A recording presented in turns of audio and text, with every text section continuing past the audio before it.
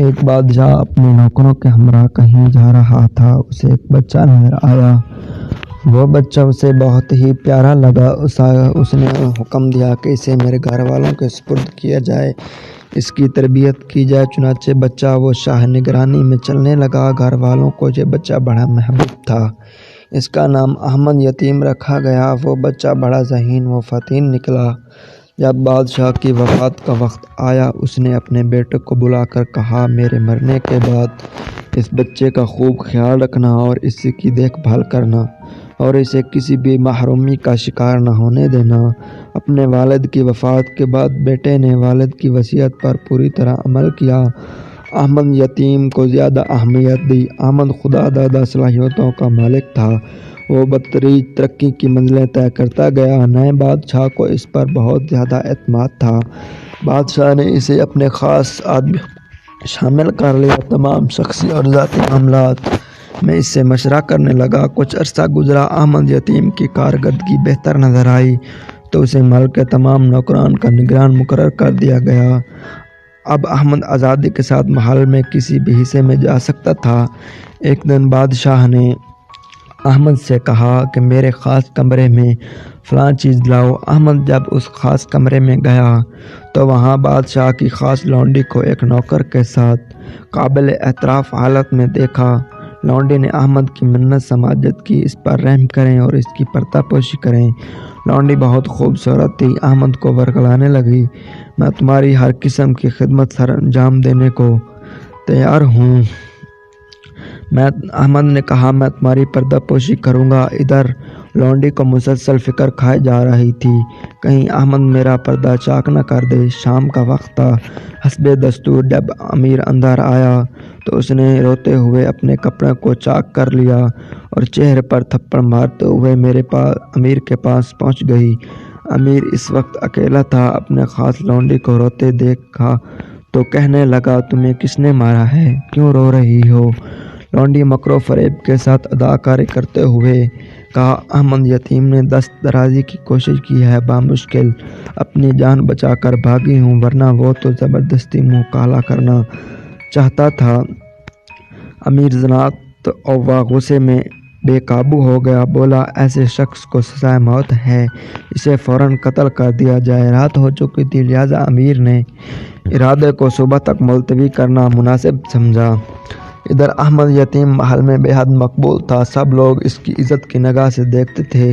یہ مسلط کے خلاف تھا کہ سرعام قتل کروایا جاتا، اس سے محل میں خواہ مخواہ شور مچتا۔ امیر نے سوچا، اسے خفیہ طور پر قتل کروا دیا جائے تاکہ لوگوں کو اس کے جرم کا پتہ چلے، نہ قتل کا۔ خیر، امیر نے خود ہی منصوبہ بندی کی۔ اس نے اپنے خاص آدمی کو بلایا، اس سے کہا کہ کسی شخص کے ہاتھ ایک تھال بھجواؤ، اس کو قتل کر کے اسی تھال میں اس کا سر رکھ کر اسی کپڑے میں لپیٹ دینا، پھر میرے پاس لے آنا۔ خادم خاص نے حکم کی تعمیل میں سر لا دیا۔ چند دن گزرے۔ امیر نے احمد کو بلایا اور کہا کہ سٹور میں جائیں، وہاں تھال لے کر فلاں شخص کے پاس جاؤ، اسے کہو کہ مجھے امیر نے بھیجا ہے، جو وہ دے اسے لے کر میرے پاس آؤ۔ احمد یتیم نے اپنے امیر کی حکم کی تعمیل میں تھال لے کر جلاد کی طرف روانہ ہوا۔ راستے میں نوکر ملے، ان کا آپس میں جھگڑا ہوا تھا۔ انہوں نے اسے فیصلہ کرانے کی درخواست کی۔ اس نے کہا کہ میں امیر کا کام جا رہا ہوں، واپسی پر آپ کا فیصلہ کر دوں گا۔ انہوں نے کہا، آپ کا فیصلہ کرنا نہایت ہی ضروری ہے، اس کام کے لیے ہم کسی اور نوکر کو بھیج دیتے ہیں۔ جب وہ تھال لے کر آئے تو آپ اسے امیر کے پاس لے جائیں۔ بات معقول تھی۔ انہوں نے ایک نوکر کو اشارہ کیا کہ وہ تھال لے کر فلاں شخص کے پاس جائے اور وہ چیز جو دے وہ یہاں لے کر واپس آئے۔ اتفاق دیکھیے، وہی شخص تھا جو لونڈی کے ساتھ بدکاری کا مرتکب ہوا تھا۔ چنانچہ وہ تھال لے کر اس خادم خاص کے پاس چلا گیا۔ خادم خاص نے قتل کرنے کے لیے خاص جگہ انتخاب کیا ہوا تھا تاکہ کانوں کان خبر نہ ہو۔ نوکر کے ساتھ لیا اور وہاں پہنچ گیا۔ اس نے اس کی گردن کاٹ دی اور سر تھال میں رکھ کر خوب ڈانپا اور امیر کے پاس آیا۔ خادم خاص اس تھال کو لے کر حاضر ہوا۔ امیر نے تھال سے کپڑا ہٹایا تو احمد یتیم کے سر کے بجائے کسی اور کا سر تھا۔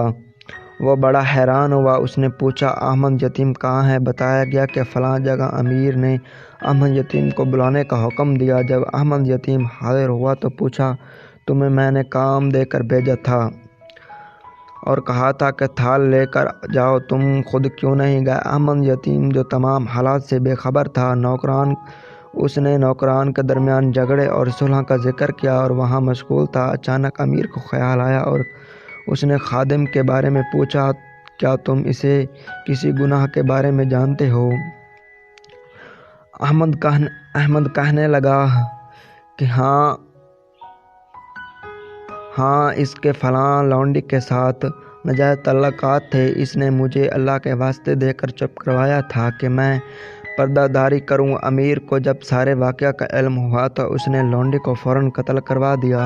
احمد کو مزید اختیارات دیے اور اس کے لیے اس کے دل میں محبت و عزت و احترام زیادہ بڑھ گیا تھا۔